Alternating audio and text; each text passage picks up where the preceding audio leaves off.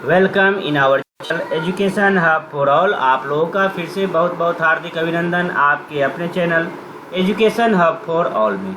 तो आइए आज का हमारा सेशन स्टार्ट करते हैं। स्टार्ट करने से पहले जो भी इस चैनल पे नए हैं वो कृपया करके सब्सक्राइब कर लें। सब्सक्राइब कर बेल आइकन को प्रेस करना ना भूलें और ऑल पे क्लिक कर दें ताकि कोई भी नोटिफिकेशन आपको जल्द से जल्द मिल सके। तो आइए आज हमारे लोग का क्राउन बिहार स्पेशल में पार्ट 12 है। क्या है? पार्ट 12। ऑलरेडी पार्ट 11 तक अपलोड किया जा चुका है। ये आपका पार्ट 12 है। ओके, पार्ट 11 तक जाके आप अब तो पार्ट 12 तक देख सकते हैं प्लेलिस्ट में, या फिर चैनल पे जाके आप डायरेक्ट देख सकते हैं। इसका प्लेलिस्ट भी बना हुआ है। तो आइए हम स्टार्ट करते हैं। आज का हमारा जो टॉपिक है बिहार में भारत छोड़ो आंदोलन। क्या है? बिहार में भारत छोड़ो आंदोलन, बिहार स्पेशल क्राउन से। तो सबसे पहले हम देखते क्या हैं बिहार में भारत छोड़ो आंदोलन। अंग्रेजों का भारत छोड़ने संबंधी प्रस्ताव, गांधी जी सहित बड़े नेताओं की गिरफ्तारी, कांग्रेस तथा प्रांतीय कांग्रेस कमेटियों को उसकी शाखाओं सहित सभी अंगों को गैर कानूनी घोषित कर प्रतिबंध लगा दिए जाने से पूरे बिहार में उत्तेजना फैल गई। इस उत्तेजक माहौल में जिलाधिकारी WG आर्चर, याद रखिएगा WG आर्चर उस समय थे जिलाधिकारी जिस समय बिहार में भारत छोड़ो आंदोलन की शुरुआत हुई थी। स्वयं राजेंद्र प्रसाद को गिरफ्तार करने सदाकत आश्रम पहुंच गया। कौन? तो जिलाधिकारी जो थे तभी के WG आर्चर, वो स्वयं कहाँ पहुंच गए? तो सदाकत आश्रम पहुंच गए। किसे गिरफ्तार करने के लिए? तो राजेंद्र प्रसाद जी को। राजेंद्र प्रसाद अस्वस्थ थे, फिर भी उन्हें बांकीपुर जेल ले जाया गया। याद रखिएगा, राजेंद्र प्रसाद को किस जेल ले जाया गया? तो बांकीपुर जेल। ओके। फूलन प्रसाद वर्मा, मथुरा प्रसाद, श्री कृष्ण सिंह, कृष्ण वल्लभ सहाय, अनुग्रह नारायण सिंह सहित बिहार के सभी बड़े नेताओं को भी गिरफ्तार कर लिया गया। गिरफ्तारी के विरोध में पटना, गया, भागलपुर, रांची, छपरा, पूर्णिया, मुजफ्फरपुर, मुंगेर, चंपारण, हजारीबाग सहित गांव कस्बों तक में हड़ताल रखी गई। जनता की ओर से जुलूस निकाले गए। सरकारी कार्यालयों, सार्वजनिक संपत्तियों को नुकसान पहुंचाया जाने लगा। भारत छोड़ो आंदोलन बिहार में कई चरणों से गुजरा। सभी चरण में जनता की समर्पित भागीदारी रही थी। अगस्त क्रांति में बिहार के सभी वर्गों के सदस्यों ने आत्माहुति दी थी और आत्माहुति का लक्ष्य देश के लिए संपूर्ण स्वतंत्रता को प्राप्त करना था। ठीक है, यानी कि आत्माहुति क्यों दी थी? क्या लक्ष्य था? सभी का एक ही लक्ष्य था कि संपूर्ण स्वतंत्रता, आज़ादी चाहिए। और क्या हुआ इसी क्रम में? पटना देखते हैं। पटना में छात्रों में जबरदस्त प्रतिक्रिया हुई। राजेंद्र प्रसाद की गिरफ्तारी की सूचना मिलते ही पटना के छात्रों ने एक विशाल जुलूस निकाला। आपसे पूछेगा कि भारत छोड़ो आंदोलन में पटना में किसने जुलूस निकाला था? तो याद रखिएगा, तो किसकी गिरफ्तारी पर? तो राजेंद्र प्रसाद की गिरफ्तारी पर सूचना मिलते ही पटना के छात्रों ने विशाल जुलूस निकाला। पटना के स्कूल और कॉलेजों में पूरी तरह हड़ताल रखी गई। स्वतंत्रता आंदोलन से संबंधित जितने भी संस्थाएं थी सभी पर उसकी शाखाएं सहित गैर कानूनी घोषित कर प्रतिबंध लगा दिया गया। कई संस्थानों पर राष्ट्रीय झंडा फहराए गए। कई स्थानों सभा आयोजित किए गए। आगजनी भी हुई। तोड़फोड़ और पुलिस की झड़प में स्थिति गंभीर होती चली गई। हर वर्ग के लोग छात्रों को प्रोत्साहित कर रहे थे। पटना के आसपास के उपनगर जैसे दानापुर हो गया, मसौड़ी हो गया, बख्तियारपुर हो गया, नौबतपुर हो गया, खगौल, बिहटा और मनेर, विक्रमगंज के छात्र भी पटना पहुंचने लगे। यहाँ से भी छात्र लोग क्या किए? पटना पहुंचने लगे। फिर क्या हुआ? पटना सचिवालय गोलीकांड। पटना सचिवालय में क्या हुआ था? गोलीकांड हुआ था। पटना और उसके आसपास के क्षेत्र से आए छात्रों ने 11 अगस्त 1942 को उग्र प्रदर्शन करना शुरू कर दिया। याद रखिएगा, 11 अगस्त 1942 को उग्र प्रदर्शन करना शुरू कर दिया। पटना मेडिकल कॉलेज परिसर तथा सिटी कोर्ट पर राष्ट्रीय झंडा फहरा दिया। छात्रों और पुलिस में कई स्थानों पर झड़प हुए। सरकारी तंत्र को आंदोलनकारियों को रोकना मुश्किल सा हो गया था। छात्रों का जुलूस सचिवालय की ओर बढ़ता गया। लाठी तथा गिरफ्तारी भी उन्हें रोक नहीं सकी। छात्र सचिवालय भवन पर राष्ट्रीय झंडा फहराने के लिए कृत संकल्प थे कि नहीं, आज छोड़ना नहीं है, झंडा फहरा के छोड़ेंगे। आज पूरे जोर शोर के साथ वो लोग 2 बजे के करीब सचिवालय परिसर तक भी पहुंच गए। 2:15 बजे के लगभग पूर्वी फाटक पर राष्ट्रीय झंडा फहरा दिया। सचिवालय भवन पर झंडा फहराने के लिए प्रयास करते रहे। इस दौरान 6 छात्र गिरफ्तार भी हुए, परंतु संकल्प को वे तोड़ नहीं पाए। परंतु संध्या 4:57 कै बज के 4:57 में पुलिस ने जिलाधिकारी आर्थर आर्चर के आदेश पर छात्रों पर गोली चलाना शुरू कर दिया। याद रखिएगा, छात्रों पे गोली भी चलाना शुरू कर दिया। 7 छात्र घटना स्थल पर ही शहीद हो गए। सोचिए, 7 छात्र घटना स्थल पर ही शहीद हो गए। यही है सचिवालय गोलीकांड। अरे 7 छात्र क्या हो गया, घटना स्थल पर ही शहीद हो गए, यानी मर गए। लगभग 25 गंभीर रूप से घायल हो गए।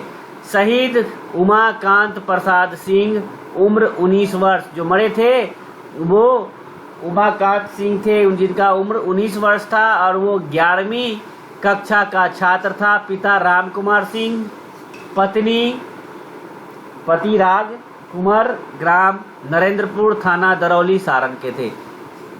दूसरा जो शहीद हुए थे, शहीद रामानंद सिंह, उम्र 19 से 20 वर्ष, ये भी 11वीं के छात्र थे और पिता का नाम था लक्ष्मण सिंह और माँ का नाम अंतिया देवी। यहाँ भी माँ होगा, याद रखिएगा। ग्राम शहादत नगर, थाना मसौढ़ी, पटना। 1 वर्ष पूर्व ही इनकी शादी हुई थी। पत्नी का नाम था अनपी देवी। इनकी पत्नी का नाम पतिराग और इनके पत्नी का नाम क्या था, अनपी देवी। पति के विछोह में 1 माह बाद ही स्वर्ग सिधार गई थी इनकी पत्नी भी। नेक्स्ट है शहीद सतीश प्रताप झा, उम्र 19 वर्ष, ये भी 11वीं के ही छात्र थे। पिता जगदीश प्रसाद झा, माँ त्रिपुरा देवी और ये थे खरहरा, थाना बांका, भागलपुर के थे। सतीश प्रसाद झा वो भी 19 वर्ष की उम्र में शहीद हो गए। शहीद जगपति कुमार BN कॉलेज के 2वीं वार्षिक श्रेणी का छात्र था। पिता सुखराज बहादुर, माँ देवरानी कुमार, ग्राम खराठी, थाना ओबरा, औरंगाबाद के थे। शहीद देवी पद चौधरी, मिलर हाई स्कूल के 9वीं कक्षा का छात्र था मात्र। देवेंद्र नाथ चौधरी इनके पिता थे। माँ प्रमोदिनी देवी। थाना इनका था विश्वनाथ और जिला था सिलहट, आमास। इनके पिता आमस से आकर पटना में बसे थे। परिवार के सदस्य स्वतंत्रता सेनानी थे।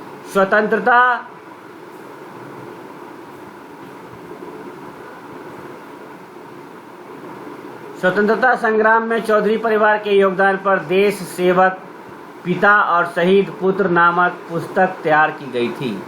देश सेवक पिता और शहीद पुत्र, इनके योगदान पे एक पुस्तक भी तैयार की गई थी। शहीद राजेंद्र सिंह पटना हाई स्कूल के 11वीं कक्षा के छात्र थे। पिता शिवनारायण सिंह, माँ जीरा देवी, पत्नी सुरेश देवी। तभी कम उम्र में ही शादी हो जाती थी। ग्राम बनवारी चक, थाना सोनपुर, सारण।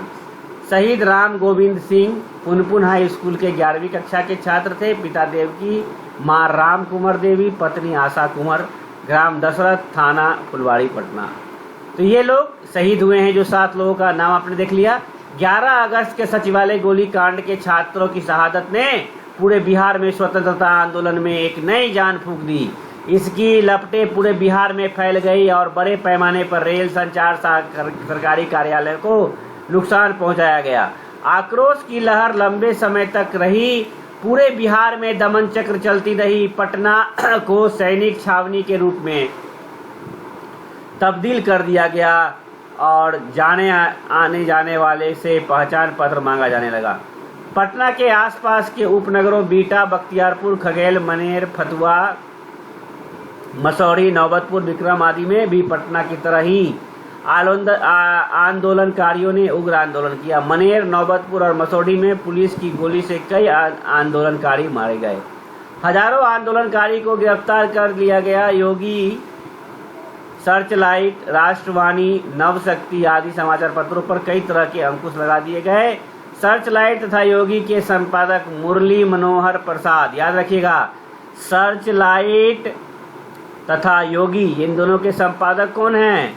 मुरली मनोहर प्रसाद और ब्रज शंकर वर्मा। यानी कि सर्चलाइट के संपादक कौन हैं? मुरली मनोहर प्रसाद, और योगी के शंकर वर्मा को भी गिरफ्तार कर लिया गया। ये हमेशा पूछता है सर्चलाइट के संपादक कौन हैं? योगी के संपादक को, सर्चलाइट के संपादक हो गए मुरली मनोहर प्रसाद, और योगी के संपादक ब्रज शंकर वर्मा को भी गिरफ्तार कर लिया गया। 22 अगस्त 1942 तक 353 आंदोलनकारी गिरफ्तार किए जा चुके थे। बाद के क्रम में इसकी संख्या बढ़ गई। पटना बिहार का केंद्रीय स्थल थी, सभी बड़े नेता गिरफ्तार हो चुके थे, इसलिए बिहार में चल रहे आंदोलन को सुचारू रूप से संचालन के लिए गुप्त स्थानों से संचालित किया जाता रहा था। पटना की बात है। अब आते हैं सारण। भारत छोड़ो आंदोलन प्रारंभ होते ही संपूर्ण तिरहुत कमिश्नरी काबू से बाहर हो गई। महाराजागंज, दिगवारा, मढ़ौरा, मसरख थाना के ग्राम अरना, माझी थाना के उदयपुर, मैरवा बाजार, सोनपुर, गरखा, थेपना आदि स्थानों में पुलिस की गोली से कई आंदोलनकारी मारे गए। पुलिस और सैनिक आंदोलनकारी पर जुर्म ढाने लगे। फिर भी आंदोलनकारी दाऊदपुर, छपरा, सोनपुर, महाराजगंज, एकमा, मसरख, गरखा और दरौली, कटया, शीतलपुर, गोपालगंज, ये सब एरिया पर आदि में क्या हुआ? दिगवारा में क्या हुआ? सभाएं, जुलूस प्रदर्शन, धरना करते रहे। सरकारी संपत्तियों को नुकसान पहुंचाया जाता रहा और स्थान स्थान पर राष्ट्रीय झंडे फहराए जाने लगे।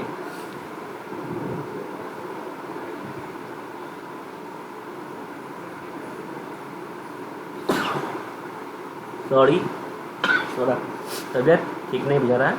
अब बात करते हैं मुजफ्फरपुर की। तो रोज की अभिव्यक्ति शुरू हो गई। कटरा, रामपुर, हरी, हाजीपुर, मीनापुर, महनार, शकरा, पारू, देवरी, माती, छपरा, भगवानपुर, बिद्दुपुर बाजार, धनौर, तेजोला, रवारी, अम्बा, ये सब इलाकों में पुलिस की गोली से कई आंदोलनकारी मारे गए। संपूर्ण जिला में स्थिति गंभीर बनी रही। हाजीपुर जेल में आक्रमण कर 79 कैदियों को छुड़ा लिया गया। कई पुलिस थानों पर आंदोलनकारियों का कब्जा हो गया। कचहरी, थानों, जेल सहित सरकारी कार्यालयों में राष्ट्रीय झंडा फहराया गया। सरकारी दस्तावेजों को जलाया गया। प्रतिक्रिया में अंग्रेज सैनिकों द्वारा कांग्रेस कार्यालयों, खादी भंडारों को जलाया जाने लगा। आंदोलनकारी से सहानुभूति रखने वालों पर भी जुल्म ढाए जाने लगे। सैनिक आंदोलनकारियों पर हर तरह के दमन कर रहे थे, परंतु आंदोलनकारी सार्वजनिक संपत्तियों को नुकसान पहुंचाते रहे।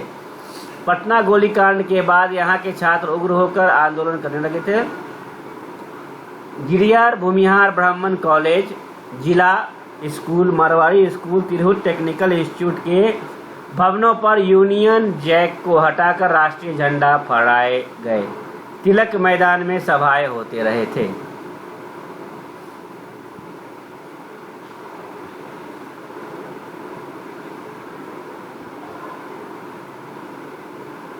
तो आज के लिए इतना ही। अब अगले में हम बात करेंगे चंपारण में क्या हुआ, दरभंगा में क्या हुआ,